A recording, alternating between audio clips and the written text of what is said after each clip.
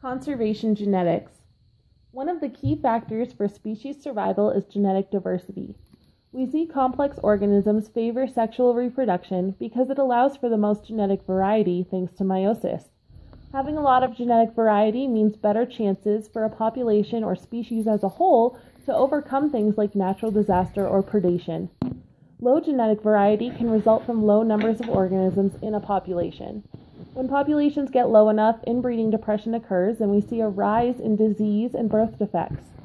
10,000 years ago, the number of cheetahs in the world declined so rapidly that they experienced what's called a genetic bottleneck. Inbreeding was rampant in the small population, and populations today are still recovering. Currently, all cheetahs share about 99% of their genetic information with each other. African lions are starting to experience increased rates of disease as their own numbers decline today. Genetic bottlenecks also occur in some captive species.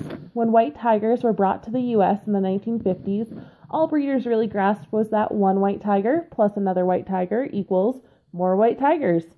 This is because that white fur variation is caused by a recessive gene. So there's no gene present for that lesser desired orange fur. The few white tigers brought to the U.S. were bred together with no regard to their familial relations, and as a result, captive white tigers today are still more prone to health issues. All tigers are on the verge of extinction today. But why? There are apex predators equipped with an incredible anatomy built for survival. Well, in the past 100 years, thanks to hunting, poaching, and habitat loss, we've seen a decline in numbers from 100,000 tigers across a huge range in Asia to just 3,000 tigers left now in the wild. Some subspecies are already below the minimum viable population size, meaning there's too few left of that animal for them to ever thrive again. There are actually more tigers in captivity than in the wild. Some of these captive tigers are preserved subspecies, while others are considered generic.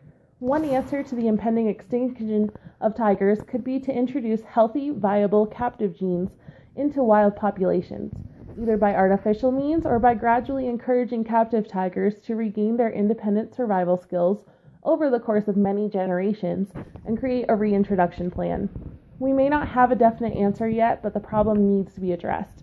We are currently experiencing the first mass extinction event caused by humans' mistreatment of the planet, and we're losing thousands of species a year.